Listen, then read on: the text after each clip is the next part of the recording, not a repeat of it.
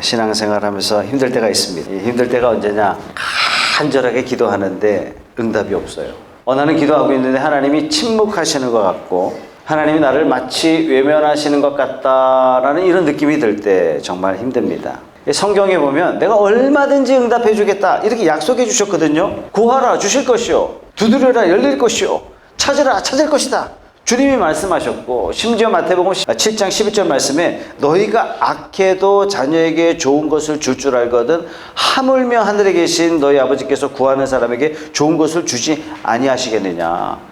악한 아빠라도 어떻게 한다고요? 자녀에게 좋은 거 준다고요. 심지어 좋으신 하나님은 자녀에게 얼마나 좋은 걸 많이 주겠냐 이렇게 말씀하시는 겁니다. 요한복음 16장 23절 말씀에 이렇게 말씀하셨어요. 주님이 약속하셨어요. 너희가 아버지께 구하는 것은 무엇이나 아버지께서 내 이름으로 주실 것이다. 한마디로 너희가 구하는 것 무엇이든지 주겠다 이렇게 말씀하셨어요. 그런데 기도에 응답이 없어요. 내가 뭐 잘못한 게 있나 해서 회개 기도도 합니다. 내가 정성이 부족한가 싶어가지고 금식도 해봅니다. 어쩔 때는 기도원 가가지고 체력 기도도 합니다. 그런데 하나님께서 침묵하시고 답이 없으실 때 정말 힘들죠. 여러분 가운데 열심히 기도하는데 오랫동안 기도 응답이 안 돼서 왜 그러신가 이런 고민 가운데 계신 분이라면 오늘 말씀이 여러분들에게 답이 될 거라 생각이 됩니다. 자, 오늘 본문의 말씀은 여러분들이 너무나 잘 아시는 죽은 나사로를 살리는 그런 장면이에요. 1절 다 같이 읽어볼게요. 시작. 한 병자가 있었는데 그는 마리아와 그의 자매 마르다의 마을 베다니에 사는 나사로였다. 마리아와 마르다는 자매 관계입니다. 누가복음 10장에 보면 마르다가 언니 같은데 마르다는 성격이 활동적이고 매우 외향적입니다. 반면에 마리아는 내향적이고 좀 지적인 그런 자매인 것 같아요. 이 사람들이 베다니에 살고 있었다. 베다니는 어디냐면은 예루살렘에서 한 3km 떨어진 그런 동네입니다. 문제가 생겼어요. 나사로가 병들어 죽게 생겼습니다. 오빠라는 명칭은 어디도 없지만 헬라어에 보면은 명칭 그대로 남자 형제입니다. 마르다가 첫째 딸, 그 다음에 중간에 나사로, 막내가 마리아인 것 같아요. 나사로가 병들었습니다. 성경에 쓰여질 때는 이 마리아가 꽤 알려진 인물이기 때문에 요한복음에 예수님이 돌아가시고 60년이 지난 다음에 요한복음이 기록되었거든요. 그래서 2절 말씀에 보면 마리아를 이렇게 소개합니다. 마리아는 주님께 향유를 붓고 자기의 머리털로 주님의 발을 씻은 여자요, 병든 나사로는 그의 오라버니이다. 마리아가 당시에 굉장히 흔한 이름이었거든요. 그러다 보니 성경에도 각각 다른 마리아가 모두 7명이나 나옵니다. 그래서 도대체 어떤 마리아냐 이걸 구분하기 위해서 예수님의 발에 향유를 붓고 자기 머리털로 예수님의 발을 씻겨드린 이 사건이 요한복음 쪽 후반부에 나오거든요. 그런데 성경이 쓰여질 당시는 예수님의 발에 발을 씻겨드린 마리아 이렇게만 말해도 그 마리아 하고 모두가 다 알았던 그런 여인인 것 같습니다. 자, 이 집안에 문제가 생겼어요. 오빠가 아프기 때문에 예수님께 편지, 서신을 보냈던 것 같습니다. 3절 말씀에 그 누이들이 사람을 예수께로 보내서 말하였다. 주님 보십시오. 주님께서 사랑하시는 사람이 앓고 있습니다. 굉장히 짧은 구절이지만 이 3절 안에 마리와 마르다 그리고 예수님과의 관계가 어떤 관계인지 쉽게 알 수 있습니다. 예수님께서는 이 세상 사시는 동안에 인간적으로 봤을 때는 굉장히 외로운 분이셨습니다. 예수님 종종 이렇게 말씀하셨어요. 여우도 굴이 있고 공중에 새도 집이 있는데 인자는 머리 둘 곳이 없다. 이것은요, 나는 집이 없다 이런 뜻이 아닙니다. 나는 외롭다 이런 뜻입니다. 그 가족이 없으시냐? 그건 아닙니다. 예수님 가족이 있었어요. 그러나 형제들이 예수님을 향해서 당신이 하나님의 아들이라고 웃기지 마 이렇게 얘기했어요. 자기 형제이지만 형 예수를 약간 정신이 나간 게 아닌가 이렇게 가족들은 봤습니다. 그래서 예수님께서는 자기 집이 결코 편하지 않았습니다. 여우도 굴이 있고 공중의 새도 자기 둥지를 틀 곳이 있는데 인자는 머리 둘 만한 것이 없다. 잘 곳이 없다. 다른 말로 나를 환영하는 사람이 없다. 그런데 마리아 마르다 이 가정은요, 예수님께서 지나가시다가 종종 머무시면서 주무셨던 것 같아요. 예수님께서 마리아 집만큼은, 마르다 집만큼은 굉장히 편안하게 사용하셨던 것 같아요. 예수님께서 이 가족을 깊이 사랑하셨고 이 가족들도 예수님을 깊이 사랑했던 것 같습니다. 그렇기 때문에 성경에 주께서 사랑하시는 사람이 앓고 있습니다, 너무나 자신 있게 예수님이 사랑하는 사람이 지금 아파하고 있습니다, 이런 메시지를 보냅니다. 자, 이런 메시지를 보낼 때 사람들은 늘 이 메시지를 받은 사람이 이렇게 행동하겠다라는 그런 기대감이 있지 않겠습니까? 이런 편지를 받자마자 예수님께서 즉시 오셔서 고쳐주실 거다. 왜냐? 우리 오빠를 예수님이 되게 사랑하거든요. 이런 기대감이 있단 말이죠. 다시 말해서 마리아 마르다는요, 예수님에 대한 사랑에 확신이 있는 사람이에요. 뿐만 아니라 이 자매들은 예수님이 오시기만 하면 우리 오빠 거의 죽기 직전인데 우리 오빠 금방 나, 예수님의 능력에 대한 확신도 있었습니다. 자, 지금 요한복음 11장인데 요한복음 10장부터는요 예수님이 돌아가시기 직전입니다, 상황이. 마태복음처럼 저 20장 후반쯤 가야 예수님 십자가 사건이 다가온 것이 아니라 요한복음만큼은 거의 절반 가까이를 예수님의 마지막을 다루고 있는 겁니다. 사실 이 사건은요 예수님의 3년 공생에 거의 다 마치고 십자가 달리기 직전에 일어난 사건이에요. 그렇기 때문에 지금까지 3년 동안 예수님께서 많은 기적을 베푼 것들을 마리아 마르다는 충분히 알고 있었어요. 눈먼 자를 고쳐주셨고 안진뱅이를 고쳐주셨고 38년 된 병자를 완전히 치료해 주셨고 심지어 나병 환자를 치료해 주셨고 심지어 죽은 아이를 살려주셨다는 사실을 마리아도 알고 있었고 마르다도 너무나 잘 알고 있었습니다. 자, 이제 능력 많으신 주님께서 이 소식을 듣고 당장에 오셔서 만져주시기만 하시면 우리 오빠의 문제는 끝! 이런 기대치를 가지고 예수님께 전가를 보냈습니다. 그런데 주님께서 이 전가를 받으시고 전혀 다른 반응을 보이셨습니다. 6절 말씀입니다. 그런데 예수께서는 나사로가 앓는다는 말을 듣시고도 계시던 그곳에 이틀이나 더 머무르셨다. 아니, 사랑한다면, 정말 친하다면 우리 집에 이런 문제가 있습니다. 그럼 어떻게 해요? 얼른 뛰쳐온다는 얘기예요. 휴스턴 서울교회 가니까 휴스턴에 처음 온 사람들 어떻게 한다고요? 미국 상황 잘 모르고, 그러니까 교통사고 나도 목자한테 전화하고, 이사 가려고 그래도 목자한테 도와달라 그러고, 하여튼 무슨 문제만 생기면 목자는 항상 출동하는, 항상. 그래서 저도 목자하기로 했습니다. 우리가 이곳에 이사 오고 나니까 뭐 전기 전등도 뭐 인테리어 참 좋지만 뭐 LED 전등 여러 개 나간 게 있더라고요.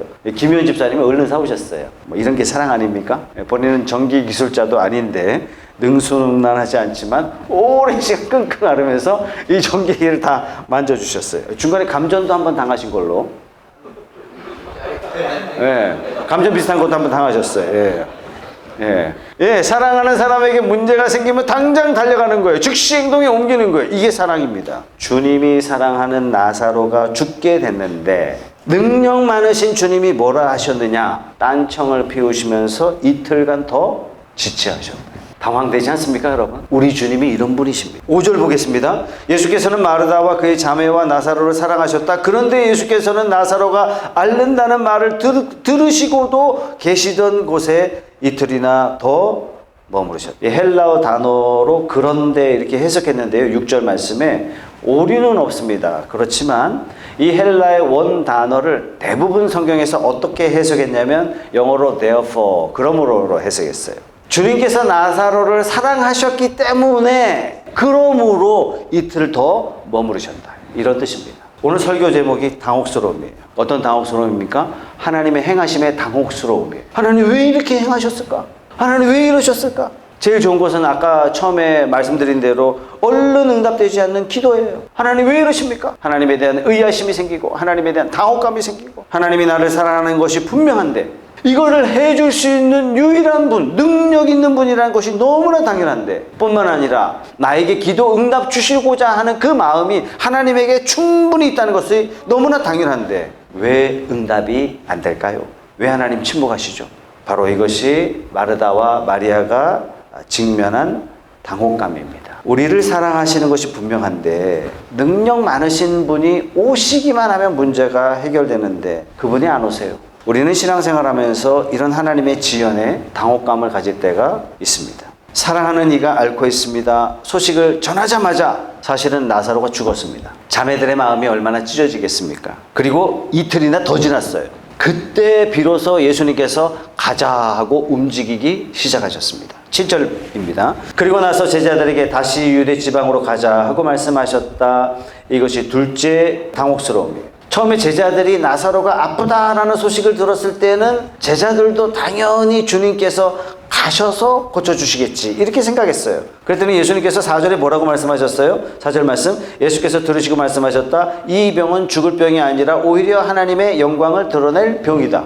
아주 태연하게 말씀하셨어요. 그러니까 자매들 입장에서는 이게 죽을 병인가 보다 이렇게 위기감으로 전하긴 했지만 예수님 입장에 봤을 때에는 이 나사로가 죽을 병은 아니다 이렇게 제자들에게 말씀하시니까 제자들은 이렇게 생각했어요. 아, 이건 죽을 병이 아닌가 보다. 어떤 병이다? 시간이 지나면 나을 병인가 보다. 그래서 예수님이 가자고 안 하셨구나 이렇게 안심하고 있었는데 이틀 지난 다음에 예수님께서 다시 가자고 말씀하세요. 이게 제자들의 두 번째 당혹스러움이에요. 아니, 죽고 사는 문제가 아니라면 우리가 거기를 왜 갑니까? 왜 그곳은 어떤 곳이에요? 예수님을 죽이려던 사람들이 많은 동네예요. 그곳에 가서는 안 된단 말이에요. 예수님께서 그들을 피해서 요단 동편에 피난가 있는 그런 상황이란 말이죠. 아니, 그런데 소식을 듣자마자 가자 말씀하시지는 않으시고 이틀이나 다 지난 다음에 가자, 위험한 곳에 가자 이렇게 말씀하시는 거예요. 제자들 생각에 굉장히 의아스러운 겁니다. 아마도 제자들 마음속에는 야, 이건 도대체 뭐지? 이런 마음으로 가득했을 거예요. 우리도 이런 당혹감으로 하나님을 느낄 때가 있습니다. 문제를 놓고 하나님께 기도합니다.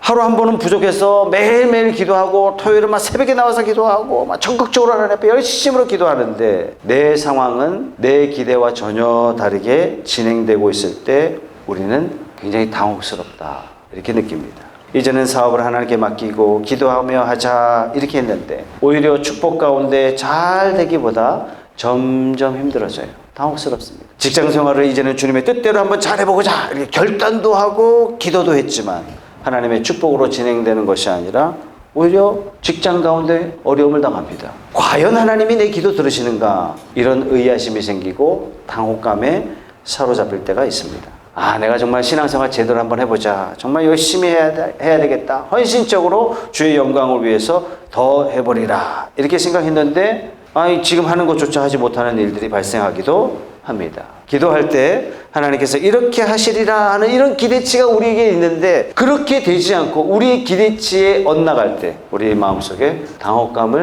감출 수가 없습니다. 자, 주님께서 이렇게 말씀하세요. 11절 말씀에 우리 친구 나사로는 잠들었다. 내가 가서 그를 깨우겠다. 더더욱 이해하기 힘든 말씀을 예수님께서 하고 계세요. 아픈 사람이 푹 자고 나면 나을 텐데 지금 제자들은 지금 죽었는지 모르고 있어요. 이 잠든 사람을 왜 깨우러 가십니까? 14절입니다. 이때 예수께서 그들에게 밝히 말씀하셨다. 나사로는 죽었다. 내가 거기에 있지 않는 것이 너희를 위해서 도리어 잘된 일이므로 기쁘게 생각한다. 이 일로 말미암아 너희가 믿게 될 것이다. 그에게로 가자. 세 번째 당혹스러운 게 뭐냐면 바로 이거예요. 하나님의 감정입니다. 여러분, 나사로가 죽었다는 것은 기뻐할 일입니까? 슬퍼할 일입니까? 슬퍼할 일이에요. 나사로가 죽었다 그러면은 좀 일찍 가서 내가 도와주지 못한 거에 대한 후회, 자책, 미안함 이런 것들로 가득해야 되는데 주님께서 뭐 하셨다고요? 기쁘게 생각한다. 내가 늦게 가서 나사로가 죽은 게 기쁘다. 이렇게 말씀하시는 거예요. 야고보서 1장 2절 말씀에 이런 말씀이 있죠. 나의 형제 자매 여러분, 여러 가지 시험에 빠질 때 그것을 더할 나위 없는 기쁨으로 생각하십시오. 이게 하나님 마음입니다. 우리에게 여러 가지 시련이 닥치면 뭐 하라고요? 더할 나위 없는 기쁨으로 생각하라. 자, 이 말씀 뒤에는 어떤 의미가 있냐면 하나님이 기뻐하시니까 여러분도 기뻐하셔야 돼요. 이런 의미가 담겨져 있는 거예요. 아니, 하나님 슬퍼하시는데 우리가 기뻐할 수는 없잖아요. 그죠? 우리가 여러 가지 시련 가운데 있을 때 우리 아버지 되시는 하나님이 마음 아파하시고 하나님이 울고 계신다면 우리가 어떻게 기뻐하겠습니까? 그런데 하나님께서 기뻐하시니 여러분도 기뻐해야 됩니다. 이런 암시가 숨어져 있어요. 그러니까 우리가 하나님의 감정을 잘 이해할 수가 없어요. 베드로전서 4장 12절 말씀입니다. 사랑하는 여러분, 여러분을 시험하려고 시련의 불길이 여러분 가운데 일어나더라도 무슨 이상한 일이나 생긴 것처럼 놀라지 마십시오. 그만큼 여러분은 그리스도의 고난에 동참하는 것이니 기뻐하십시오. 무슨 시험이라고요? 불길이 여러분 가운데 일어나도 어떤 시련이라고요? 불같은 시험이에요. 뜨거워서 견딜 수 없는 그런 시험을 당하고 있는 거예요. 이런 위기감을 느끼는 시험이라면 당연히 절망하고, 당연히 도망가고, 당연히 원망하고, 당연히 힘들어해야 하는데 하나님 뭐라고 말씀하세요? 주님께서 기뻐하라. 하나님께서는 우리가 기뻐해야 될 때 별로 안 좋아하시고, 반대로 우리가 불평해야 될 때 하나님께서는 기뻐해라. 이렇게 묘한 부분이 있어요. 당혹스럽지 않습니까? 하나님 왜 그러셨어요? 이렇게 질문하고 싶단 말이죠. 왜 주님께서는 자매들의 기대를 어기시고 이틀이나 더 기다리셔서 나사로를 죽는 자리까지 오게 하셨을까? 그 이유가 두 가지입니다. 그 첫째는요, 하나님의 영광을 위해서입니다. 4절 말씀 다 같이 읽어볼게요. 시작. 예수께서 들으시고 말씀하셨다.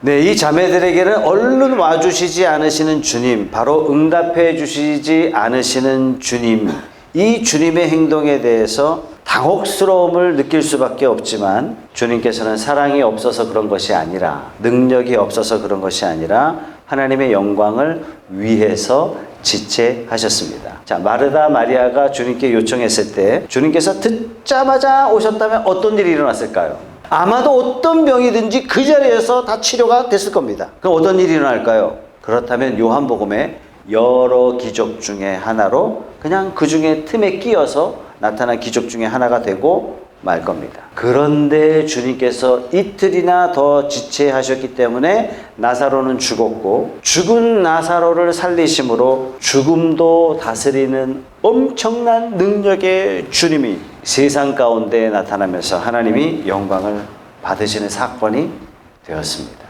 나사로는 죽은 다음에 나흘이나 지나서 냄새가 난다 하셨어요. 예수님께서 자매들의 요청에 응하셔서 즉시 고쳐주셨더라면 병 하나쯤 고친 것으로 그냥 끝나고 말 텐데, 죽은 나사로를 살리심으로 예수님께서는 엄청난 하나님의 영광을 드러내기 위해서 하나님은 죽은 자를 살리실 뿐만 아니라 저 문드러진 썩어가는 몸까지도 완전히 재생산할 수 있는 창조의 하나님이심을 보여주시는 사건이 된 겁니다. 주님께서는 지체하시면서 기다리신 이유가 바로 여기 있었던 겁니다. 자, 그렇다면 우리 사랑하는 성도님들, 우리가 기도하고 있어요. 즉시 응답이 안 와요. 어떤 경우다? 하나님께서 크게 영광 받으실 그런 상황이다. 이 당장 응답될 일인데, 이 급한 일인데 응답이 안 와요. 이것은 내 지혜를 뛰어넘어서 하나님께서 놀랍게 역사하실 사건이다. 이렇게 보시기 바랍니다. 도대체 어떤 대단한 기적을 보여주시려고 이렇게 하나님께서 기다리시는가? 더 기대가 된다.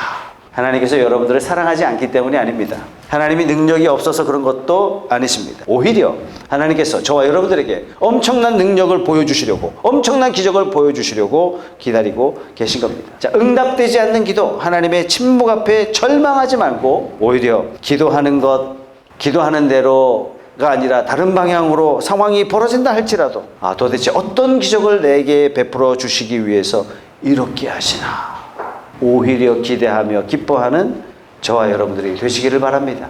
아멘.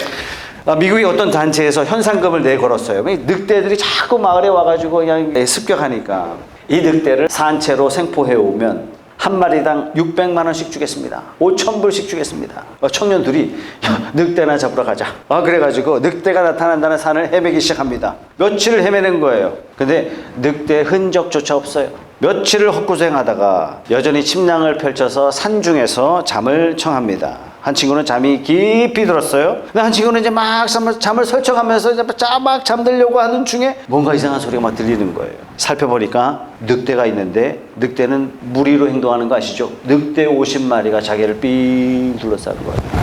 늑대의 눈이 달빛에 비춰서 그냥 허연 게 반짝반짝, 이게 끔뻑끔뻑거리고 금방이라도 자기를 막 잡아먹을 것 같이 이빨을 드러내는 것이 달빛에 비춰서 이게 너무 생생하게 보이는 겁니다. 금방이라도 달려들 기세예요. 잡으러 왔다가 잡혀먹을 상황입니다. 그래서 옆에 잠자고 있는 친구를 깨웠습니다. 깨웠더니 이 친구가 눈을 딱 뜨더니 자기 주변을 쫙 살펴보더니 우와! 드디어 부자가 됐다!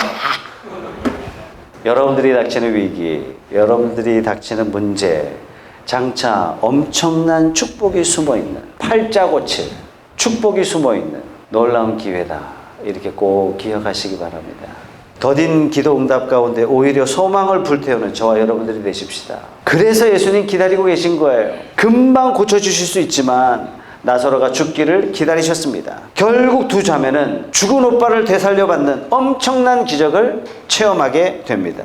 두 번째, 우리가 간절히 기도해도 왜 즉시 응답이 되지 않느냐? 두 번째 이유가 15절에 나옵니다. 같이 읽어보죠. 시작. 내가 거기에 있지 않는 것이 너희를 위해서 도리어 잘된 이름으로 기쁘게 생각한다. 이 일로 말미암아 너희가 믿게 될 것이다. 그에게로 가자. 우리가 기도할 때 우리 예상보다 늦게 응답 받을 때가 사실은 더 많습니다. 우리 믿음에는 두 가지 믿음이 있죠. 구원 얻는 믿음이 있어요. 구원 얻는 믿음. 구원 얻는 믿음은 그 믿음이 있든지 없든지 둘 중에 하나예요. 예수 영접한 사람은 구원 얻는 믿음이 있는 거죠. 예수 영접하지 않은 사람은 구원 얻는 믿음이 10%밖에 안 돼. 이 말이 안 통해요. 100% 없어요. 완전히 없는 거예요. 그런데 우리가 예수님을 영접한 다음에는 그 다음에 믿음이 자라가야 되는데 이 자라가는 믿음이 필요한데 이 자라가는 믿음이 뭐냐면 이 신뢰라는 것과 아주 밀접합니다. 예수님을 주님으로 영접한 다음에는 하나님을 아버지로 모신 다음에는 내가 이분과 삶을 같이 한다. 근데 하나님과 삶을 나눠본 적이 없는 사람이라면 하나님이 전지전능하시다? 귀로는 들었지만 삶으로는 사실상 모르는 거예요. 그 생활로는 체험을 해보지 못했으니까 하나님께서 전지전능하신 하나님이 내 생활 가운데 함께 하셔서 내 삶을 놀랍게 이끄실 것이다. 이로는 알지만 실제적으로는 모르기 때문에 하나님을 신뢰할 수 없어요. 그래서 이런 믿음을 키워주시기 위해서 주님께서는 기다리십니다. 기다림 끝에 우리에게 뭘 주시냐면 큰 믿음을 주세요. 믿음이 자라도록 인도하십니다. 그래서 기독교 배경에서 오랫동안 자라신 분들은, 신앙생활 하신 분들은 교회 생활이 익숙하기 때문에 오히려 믿음이 없는 경우가 많습니다. 성경 지식 풍부한데 믿음이 없어요. 왜? 하나님의 능력을 체험하지 못했기 때문에 그렇습니다. 체험한 적이 없기 때문에 삶에 어려운 일이 탁 닥치면 하나님 매달리지 않고 하나님께 매달리지 않고 세상 바라봅니다. 확신도 없고 형식은 있는데 모양은 있는데 믿음이 없는 분들이 있습니다. 오히려 처음 믿는 분들 같은 경우에는 위기 가운데 하나님을 만난 사람인 경우에는 능력의 하나님을 만났기 때문에 어려운 일이 탁 부닥치면 하나님께 무릎을 탁 꿇어요. 하나님 해결해 주실 것이다. 하나님께 매달리자. 하나님 해결해 주실 때까지 내가 기다려보자. 하나님과 내가 쇼부를 보자. 믿음이 있어요. 그래서 우리는 신앙생활 가운데 요즘 뭐 기적 같은 거 바라고 촌스럽게 신앙생활하냐? 여기 아주 나쁜 표현이에요. 초자연적인 능력 반드시 체험해야 돼요. 이 초자연적인 능력, 기적을 체험하면 체험할수록 기적이 크면 클수록 하나님에 대한 신뢰가요 깊어져요. 그래서 예수님이 자기가 데리고 다니는 제자들에게 믿음을 키워주시려고 죽은 자를 살리는 놀라운 기적 가운데 제자들 데리고 가신 겁니다. 이 자매들이 예수님을 불렀을 때 오빠를 고쳐주셨더라면 예수님 늘 하시던 일, 그죠? 뭐예요?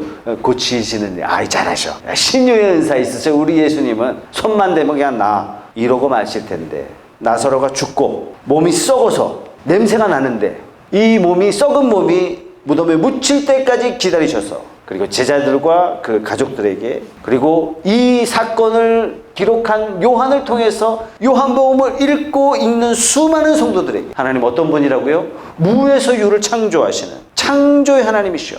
예수님은 하나님의 아들이시오. 메시아요. 구세주로 사망 권세를 깨시는 이 땅의 유일한 분이라는 이 믿음을 키워주시기 위해서 주님은 지체하셨다가 가신 것입니다. 아니 왜 내가 기도하는데 왜 자꾸 응답이 안 되지? 이럴 때 여러분 답답해하지 마시고요. 하나님께서 내 믿음을 강하게, 하나님께서 내 믿음을 크게, 하나님께서 나에게 큰 믿음을 갖게 하시려고 기다리시는구나. 믿으시기 바랍니다. 아멘. 믿음이란 뭐냐? 한마디로 기다림입니다. 히브리서 11장이 믿음장이거든요. 한 사람 한 사람 믿음장이 가만 보면은 믿음이란 뭐냐? 기다림이다. 이런 결론을 내릴 수밖에 없어요. 믿음이 기다림이기 때문에 믿음에는 반드시 어떤 믿음이 좋은 믿음이냐? 인내하는 믿음이에요. 인내할 때 좋은 믿음으로 성장해요. 반대로 인내하지 못하면 좋은 믿음 생활할 수가 없습니다. 하나님의 능력을 체험할 수가 없어요. 우리 기도에 하나님의 침묵은 우리에게 뭘 가르쳐 주냐? 인내를 가르쳐 주세요. 하나님께서 우리에게 침묵하심으로 우리에게 인내를 주시고 우리에게 믿음이 자라도록 하시는 겁니다. 얼른 기도 응답되지 않는 이 기도 제목 때문에 끝까지 주님을 바라보게 하시고 우리가 소망을 갖고 더 소망하고 더 소망하고 기다리고 이러는 가운데 드디어 응답하셨을 때 그 기다림의 기간을 통해서 하나님께서 우리에게 믿음을 크게 만들어 주신다는 사실입니다. 성도 여러분, 어떤 기도 제목을 가지고 있었든 오랫동안 기도하셨고 도대체 왜 기도 응답이 안 되나 이런 게 있다면 기뻐합시다. 하나님이 여러분들을 사랑하지 않아서가 아니고 하나님의 능력이 없어서가 아니고 하나님께서 여러분들을 오히려 끔찍히 사랑하기 때문에 더 큰 기적을 여러분들에게 보여주시기 위해서 궁극적으로 하나님께서 영광 받으시기 위해서 기다리고 계심을 믿고 계시는 저와 여러분들 되시기 바랍니다. 그런데 절박한 기도 제목을 가지고 있는데 이게 응답이 안 오면 어떻게 삽니까? 이 절박한 기도 제목 무슨 기도 제목이에요? 죽냐 사냐 기도 제목이에요. 이걸 가지고 어떻게 기쁘게 살고 어떻게 인내하고 그렇게 합니까? 하루하루를 버티는 것도 목사님 힘듭니다. 하루하루 버티는 방법 3가지를 말씀드립니다. 첫째, 하루를 삽시다. 응답받지 못한 이 기도 제목 때문에 우리가 제일 두려운 게 뭐냐면 응답이 없을까 봐. 하나님이 나를 버리셨나? 이런 절망감. 결국 내가 이런 패배감 가운데 살아야 되나? 내가 결국은 이런 고통 가운데 살아야 되나? 이런 두려움 때문에 기도 응답이 더디면 더딜수록 더 힘들어집니다. 인생의 많은 에너지들이 어디에 쓰여지는 줄 아시죠? 돌이킬 수 없는 후회 가운데 우리가 다 낭비하고 있어요. 그때 잘할 걸, 그때 잘할 걸, 그때 이렇게 할 걸, 그때 이 인간 만나지 말 걸, 이때 이렇게 할 걸. 우리 인생의 수많은 에너지들을 후회하면서 낭비합니다. 또한 우리는 너무나 많은 에너지를 오지도 않을 장래에 염려하면서 허비합니다. 이렇게 되면 어떻게 되나 저렇게 되면 어떻게 되나. 그런데 하나님께서 우리에게 주신 것은 오늘 하루 아닙니까? 오늘 하루를 사는 법을 배우시기 바랍니다. 그래서 마태복음 6장 34절은 주님께서 우리에게 이렇게 권면하십니다. 내일 걱정은 내일이 맡아서 할 것이다. 한날의 괴로움은 그날의 겪는 것으로 족하다. 하루를 산다는 것이 뭐냐? 오늘 할 일은 오늘 하고. 무슨 말이죠? 오늘 감사는 반드시 오늘 하고 넘어가세요. 미루지 마세요, 여러분. 우리들은 너무나도 과거 후회 때문에 오늘의 감사를 잊고 오늘의 은혜를 잊고 오늘의 기도를 잊고 살고 오늘의 섬김을 잊고 살고 오늘의 헌신을 잊고 살고 오늘의 고마움을 잊고 살 때가 너무나 많습니다. 장래의 두려움 때문에 오늘 해야 할 감사, 오늘의 기도, 오늘의 섬김, 오늘의 헌신을 잊고 사는 일이 너무나 많습니다. 그러지 마시고 오늘 해야 할 일 하십시오. 오늘 할 일 계획이라면 기도하며 계획하시고 오늘 할 일이 실천이라면 찬송을 부르며 실천하시고 오늘 할 일이 고마움에 대한 표현이라면 반드시 전화를 해서라도 고마움을 표현하고 오늘 해야 할 일이 감사라면 절대로 놓치지 마시고 감사를 표현하시며 실천하십시오. 다시 말해서 오늘 하루를 엔조이하는 거예요. 오늘 하루를 즐겨야 되는 거예요.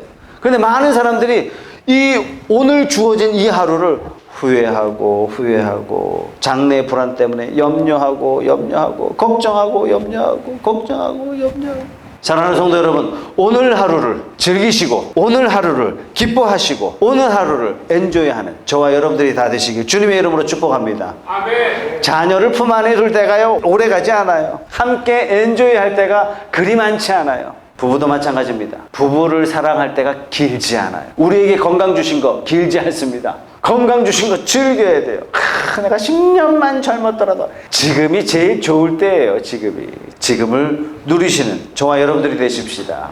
네. 지금 하나님이 주신 것을 헤아려 보고 감사하고 지금 오늘을 있기까지 하나님께서 인도하신 거에 대해서 감사하고 기뻐하고 오늘 하루를 즐거워하는 저와 여러분이 되는 거, 이게 지혜로운 거 아니겠습니까? 과거를 덮어주신 우리 주님께 또 장래를 맡기고 오늘 내게 주신 일을 열심히 하고 내게 주신 복들을 기억하고 즐거워하고 기뻐하는 여러분들이 되시길 주님의 이름으로 소원합니다. 아멘. 두 번째, 하나님의 지혜를 용납하는 사람이 되시길 바랍니다. 무슨 말이냐? 하나님께서 우리 기도 들어주심이 원칙이에요. 기도하면 하나님께서 반드시 상황을 바꿔서라도 때를 변경시켜서라도 자연을 움직여서라도 하나님께서 우리 기도 응답해 주십니다. 더더군다나 막 새벽마다 막 부르짖고 밤을 새워서 부르짖는 기도, 하나님께 엄청난 힘이 있어요. 그러나 궁극적으로 하나님께서 우리의 기도 왜 응답해 주시는가? 하나님의 영광 안에서 우리 안에 복이 될 때, 하나님의 영광과 우리의 참된 복을 위해서 하나님께서 가끔 우리에게 no 하시기도 하세요. 제일 좋은 예가 겟세마네 기도죠, 그죠? 예수님께서는 겟세마네 동산에서 하나님께 기도합니다. 주여, 이 잔을 내게서 옮겨주십시오. 3번 간절하게 기도하셨어요. 예수님을 향한 하나님의 사랑만큼 큰 사랑이 어디 있겠습니까? 그 큰 사랑으로 대하시는데 예수님이 3번 간절히 기도하셨음에도 불구하고 하나님께서는 no 거절하셨어요. 하나님은 예수님을 내 몸처럼 사랑하셨어요. 그런데 예수님의 이 기도를 거절하셨어요. 하나님이 사랑이 부족해서 그렇습니까? 하나님의 능력이 부족해서 그렇습니까? 결국에는 예수님께서 내 뜻대로 마시고 아버지 뜻대로 하십시오. 순종하셨습니다. 마치 예수님의 기도가 응답되지 않은 것처럼 보였지만, 마치 예수님의 기도가 실패한 것처럼 보였지만, 하나님이 노 하신 것처럼 여겨졌지만, 이 사건을 통해서 부활의 영광과 구원의 역사가 온 인류 가운데 이루어졌습니다. 마찬가지입니다. 요게 내 생각에는 최선인 것 같아서 하나님 요거 반드시 응답해 주셔야 돼요. 응답해 주셔야 돼요. 내 생각에는 이것이 하나님께 지혜인 것 같아서 이 지혜대로 내가 막 기도하는 것 같고, 내 생각에는 요렇게만 되면 요 하나님이 영광 받으실 거야 라고 기도하고 노하실 때가 있습니다. 이사야 55장 8절 말씀입니다. 다 같이 읽어볼게요. 나의 생각은 너희의 생각과 다르며 너희의 길은 나의 길과 다르다. 주님께서 하신 말씀입니다. 어떨 때는 나의 기도 들어주심이 영광이 되기도 하지만, 어떤 때는 나의 기도에 노 하시면서, 거절하시면서 이것이 영광이 되기도 한다 하는 것입니다. 하나님은 당신의 영광을 위해서 예스 하기도 하시지만, 하나님께서는 역시 하나님의 영광을 위해서 노 하신다 하는 것을 우리가 용납해야 돼요. 지금 내 기도가 응답되지 않는 것은 하나님의 영광을 위해서다. 3번째, 우리가 오늘 하루를 사는 법이 뭐냐면 죽을 각오를 하면서 사는 거예요. 오늘 본문 16절 보십시오. 다 같이 읽어볼게요. 시작. 그러자 디드모라고도 하는 도마가 동료 제자들에게 우리도 그와 함께 죽으러 가자 하고 말하였다. 도마 여러분 다 아시죠? 도마는 별명이 딱 붙었어요. 의심 많은 도마. 좋지 못한 이미지로 각인되어 있는 도마. 왜 이렇게 됐느냐? 예수님 부활하실 당시에 제자들은 예수님의 부활을 모른 채 어떤 집에 다 모여 있었어요. 자기를 잡으러 오는 사람들이 많았기 때문에 문을 꼭꼭 다 걸어 잠궜단 말이죠. 근데 닫힌 문을 예수님께서 그냥 뚫고 들어오셨어요. 근데 그 자리에 도마가 없었어요. 왜 없었을까요? 직장 구하러 갔을 것이다. 예수님 돌아가셨으니까 딴 길 알아봐야 된다. 직장 구하러 갔을 것이다.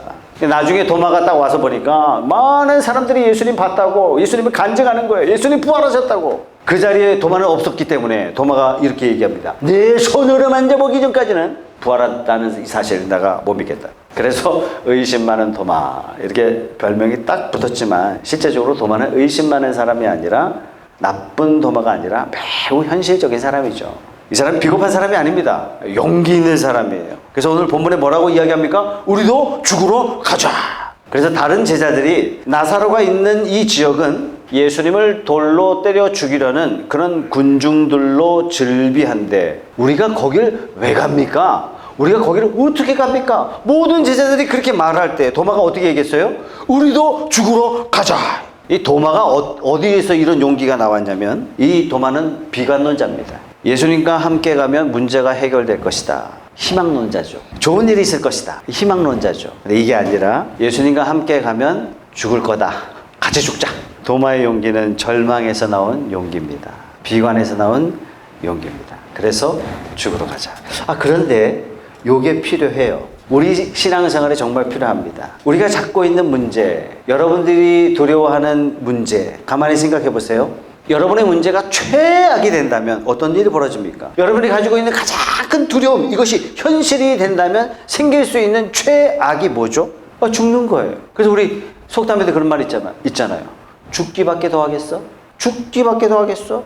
죽고 나면 어디 갑니까? 우린 최소한 천국이에요. 예수 믿으면 최소한 천국이에요. 죽기를 작정하면요, 더 이상 두려울 게 없습니다. 내 마음의 걱정과 염려와 불안 어떻게 해결했다고요? 내일 내가 죽는다면. 이렇게 단서를 딱 던지고 나니까 문제가 다 해결돼 버리는 거예요. 마음의 염려와 걱정과 근심이 다 사라지는 겁니다. 아니, 죽기를 작정하고 기도하면 하나님께서 무엇을 외면하시겠습니까? 사랑하는 성도 여러분, 여러분의 기도 하나님이 다 듣고 계십니다. 응답이 더디다 싶을 때 더 열심히 기도합시다. 여전히 여러분을 사랑하시고 여러분이 믿는 하나님은 능력의 하나님이시고 하나님이 영광을 받으실 때 놀랍게 역사하시고 응답해 주시고 영광 받으실 것입니다. 이런 기대감으로 오늘 하루하루를 사시는 저와 여러분들이 다 되시길 주님의 이름으로 축복합니다. 아멘.